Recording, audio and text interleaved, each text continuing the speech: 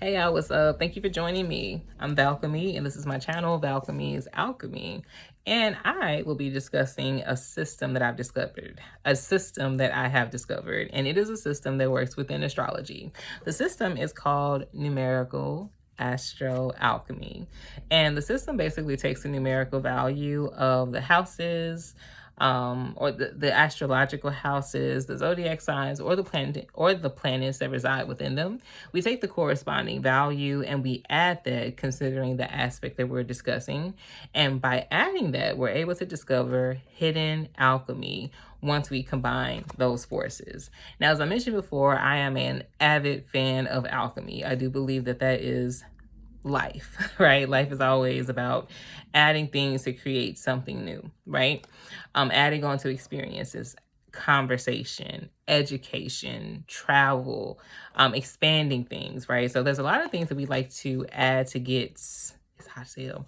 I have to get my AC on. But there's a lot of things that we use when we are looking at life, and alchemy is a big part of it.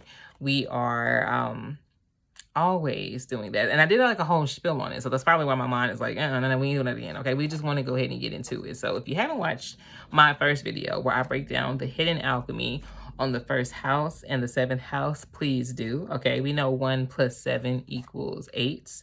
So when it comes to astrology, the first house, the house of self, identity, beginnings, and the seventh house, which are opposites, relationships, choices, considerations, relationships, they kind of affect you the long ways, right? These choices that we make. When it comes to that, the first house and the seventh house add up to the 8th house, right? So we're basically alchemizing by way of what we choose to get engaged in, the proximity we choose to be close to things, right? Our relationships, right? That's going to ultimately affect our destiny, okay? So with wisdom, be careful out here, y'all. I just heard about a young lady who grew up in a neighborhood that I grew up in and became a doctor and was gunned down. Not because, of course, she was into anything foolish or anything like that. It wasn't no crazy ex-boyfriend. She literally was just in a place that she had called home for a long time, helping to celebrate somebody's college send-off. And,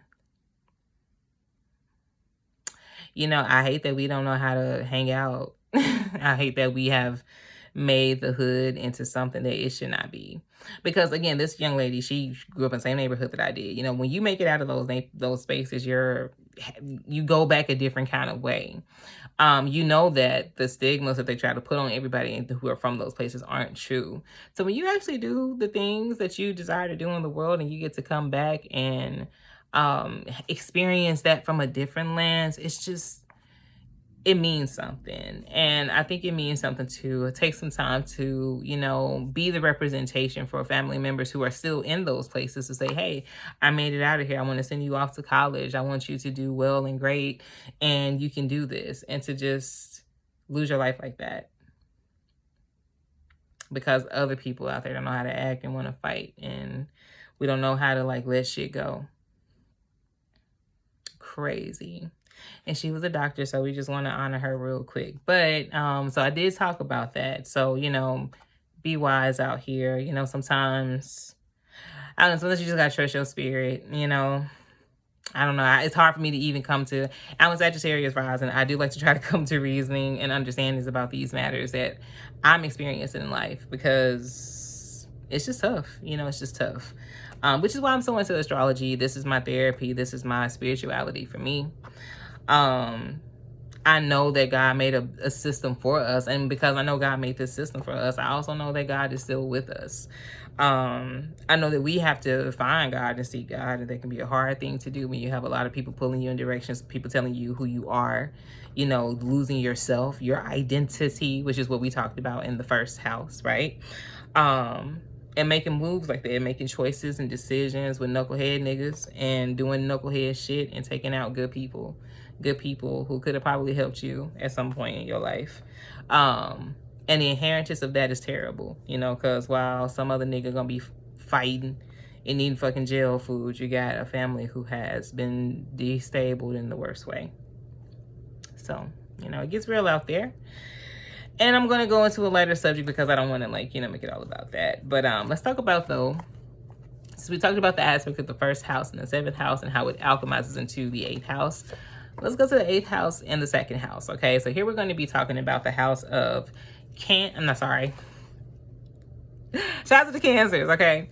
We're going to be talking about the second house of Taurus, and the eighth house of Scorpio. Now, these are the money houses. Where the money resides, okay? Who like money? I know I do, okay? It makes the world go round, along with people who make the money. But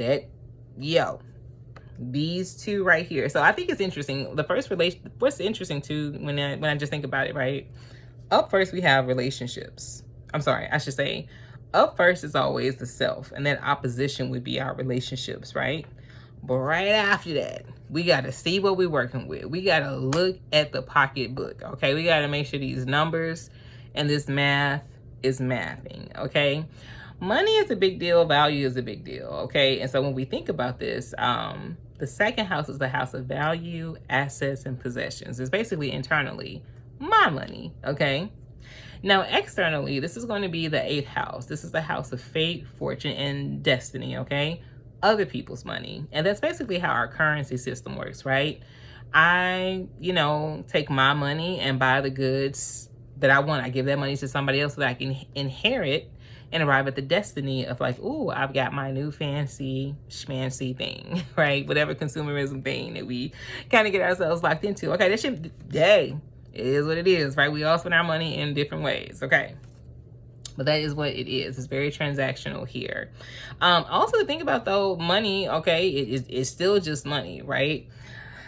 This is not the house of balance here. Okay, this is not Libra. This is just about possessions, money, and assets, right? So once I take my money and I give it over to this place, this eighth house, right? And I'm expecting to get what I paid for, okay? Let it not be, all right? Scorpio will come out and sting that ass, okay? There have been more fights, divorces, baby,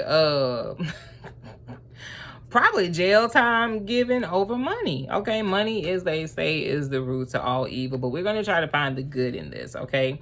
Now, what's good to understand about the second house is that Taurus is ruled here, and this is the house of possessions, ideals, finances, success, profits, and security, okay? And that's what the fixed earth element Taurus represents, right? It's the structure. It's the dependability here, okay? It's trustworthiness too when it comes to Taurus, as well as patience, okay? Things that are valuable kind of teach us this way of protecting it because it is valuable, right?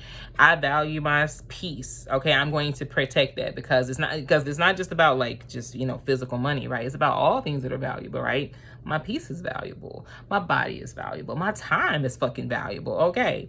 You got to pay for that, all right? So, this is where value definitely shows its face, and it's very strong, and it's like a bull, okay? And it's hard to really knock a person off of what they value. So I would say if somebody say that they value, you know how people say like when a person show you who they are, believe them. This is one of the reasons why. If this person has low values, terrible immorality, like will fuck her best friend's daddy, if it means some, if they gonna do all that, right? Like this is just where their value system is, and shout them out. There are other people who live like that, and y'all should all be together. But, hey, it's a free world. We be spread out and sprinkled in there, right? But the point is, though, right, if this is a person's value system, I'm just saying that it's hard for them to, like, shake that or, like, not do that, right? Because it would be just as hard for me as a person who, like, wouldn't do those things, right, to do those things because I have a value system, right? So no matter where you fall at that, right, this is your value system. This is very structured, strong, and dependable, and it's hard for you to move off that, much like Taurus the bull. Now, when we think about Scorpio, okay, which is another fixed energy, this is fixed water. I don't know if you want to play in Scorpio like that. I don't know. I wouldn't play with a Taurus about their money, and I surely wouldn't play with a Scorpio about shit. I just don't play with these people.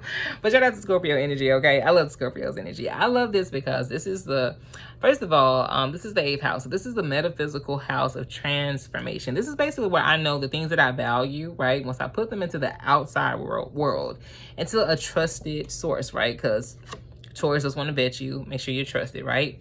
But once I do something that I know that I've made a valued choice, I'm expecting to reap some rewards, okay? So this is the house of inheritances, right? Other people's money, okay? So, 2nd house, my money. 8th house, other people's money. Fate, fortune, destiny, as well. And there's kind of like this spiritual nature as well that's kind of like mysterious about the 8th house. It's so funny when you think about commerce and spirituality, because I can remember like hearing about, I don't know, okay, I'm not Christian, of course, right? But it's interesting because you hear like Bible verses or like, you know, scripture that talks about, you know, paying the price to get to heaven, right?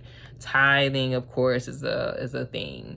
But there's a, you know, there's a cost to pay, okay? And here's the thing, like if we're not just talking about currency and money, the things that you value cost things, right? Like if you value your peace, it's going to sometimes cost you those relationships that aren't peaceful, right? If you value that stock, right? It's sometimes going to cost you, you know, the ability to wait it out and be patient and see, you know, if it really does what you believe that the market is going to do, right? So this is like this mysterious kind of like feeling. But that's what's cool about Scorpio's energy as well. Scorpio is ruled by Mars, and Mars is very strong-willed and intense, right? It's very driven.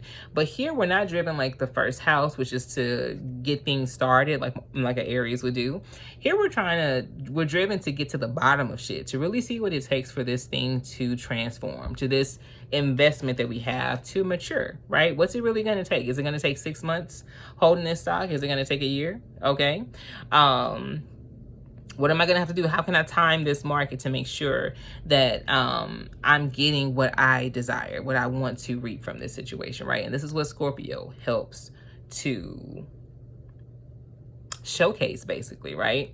Now, my money, other people's money, there's a whole lot of alchemy that goes along with this as well. We got Venus here. Venus is all about desire, right? So I desire comforts. I desire things with the money that I have. I, you know, want to possess these beautiful things that I love and I romance over, right? While Mars is very motivated to get what we, ultimately to get us to that destination, right? If I desire to have this beautiful thing, it's because I'm destined to have this emotional transformation from it, basically, right? So the groovy alchemy that happens here when they are it's pretty cool, right? So 2 + 8, of course, makes 10, and this kind of makes so much sense, right? 10 is the house of public work status and legacy, and money has a lot to do with your legacy, right? Also your values, right? And how, you know, how those things affected other people will also show up in your reputation as well. You know, how you treated people along the way, your particular value system, right? And what you were willing to do to get what you wanted and get to that destiny that you just had to have, right? Will show up here. Shout out to the 10th house. This is Capricorn. Okay, Capricorn, balance, great aspect of being ambitious, determined, steadfast, okay? Because you have the planet Uranus here, and Uranus is about reality, bitch. What's gonna really work to get you here, right? Money talks. All right. So in your value systems, right, what you value and what you're willing to do to inherit that destiny, right, to get you to that public status that you want so bad, it's all going to show up here, right? It's also going to show up in the work that you've done. So Capricorn is just the goat to show you where all this value, and if you do this value thing right, how it can get you to the top. And that's a great thing. Now, also, Capricorn can do something else to your ass, okay? He can make you shiesty as a mug, okay? Capricorn is associated with devil energy, the devil card in tarot, okay? And we know that that's just like this really locked in, chained in thing. And that can happen, right? Sometimes we can, you know, on our way to getting the money and stuff like that, we could be so blinded by the status that we forget, you know, our values, our morals, okay? So you have to be careful with this. So this is where the earth elements and the water elements actually alchemize to give us another earth element, right? But here, where Taurus is more like fixed and locked in on the principles of the values, here we're learning how to be more of a leader and how those values ultimately, once we arrive at the fate and destination on the other side, right? Once we pay the cost, how that's going to affect our status, how that's going to affect, you know, what people say about us, right?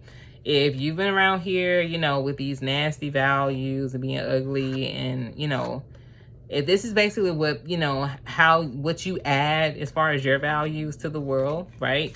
And other people have to inherit that, you don't think they're going to be talking about your ass? You don't think you're going to have the status of a bitch? And some people don't care about that. Some people think that's like totally leverageable. And, you know, in maybe certain spaces, certain warped worlds, yes. But in actuality, legacy-wise, right, you have to be careful out here, right? Because winter is long. This is a winter sign, okay? Winter is solidified. Once you have a reputation and a status of being a certain way, is so hard to get rid of, right? So it's just better to show up with clean moral values, okay? Do the right thing out here, y'all. You know what I'm saying? Don't be ever here like jacking and, you know, taking folks shit just, you know, on some Scorpio, like, you know, this my shit. Now what, right? Like, let's be fair. Now, again, this is money, so it's not fun. Money is not like the seventh house of relationships. It's not about fairness here, okay?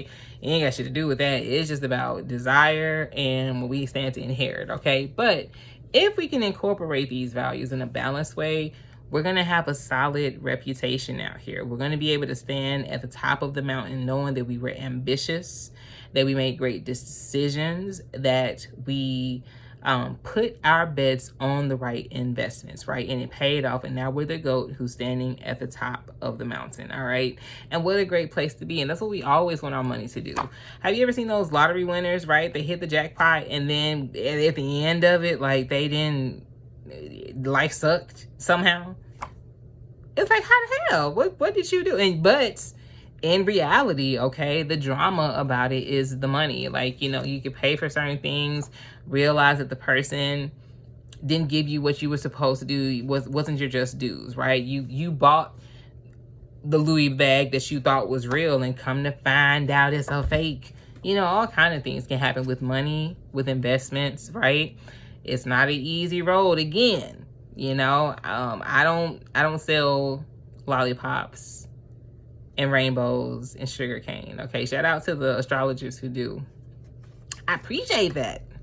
You know, ain't nothing wrong with it, right? But we have to understand too that gotta be careful. I watch a lot of money and finance. I mean, I'm at that particular age now, honey. But I watch a lot of money and finance channels on, you know, different places in YouTube and, you know, like research and stuff like that. Money it can come to you, okay? It can come to you, but do you get to keep it? And that's the thing, right? This is fixed energy, fixed earth, fixed water, okay?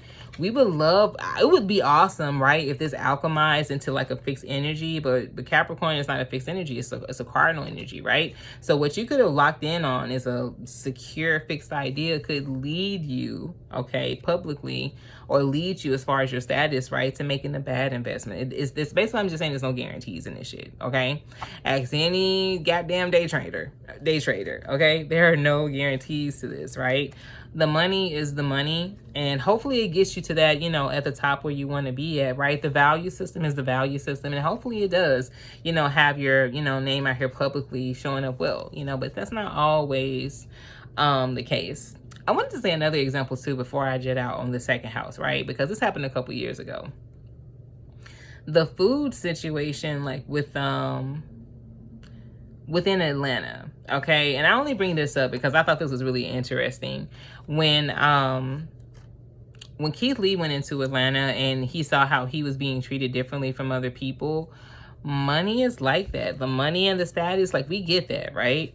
When you, and this is the obvious one, I don't know why I ain't leave with this one, right? But like when you've got the money, okay, the status is gonna naturally come. It's just, you know, it is what it is. The alchemy shows it here, right? If you've got the money and other people can see that you got the money and they inherit good shit because of your money, you know, boom, you got the status. Please come in. Yeah, have a seat right here. We can make you a table, my nigga. You got some cash. Yes, please, right? A lot of times that you have, you know, and this is just how the industry is. And I know it was one of those things where people were like, I know that, man, that's just not right. It ain't right, but it happens. Them spring break in Texas when everybody was going down there and they had to buy like the tables and shit. I didn't even know they was doing all that, honey. But buying tables and shit and, you know, like paying more so they could get into these places. Real shit. If you've got the money, you're going to get the status. Money is a status symbol, period, point blank, on any day.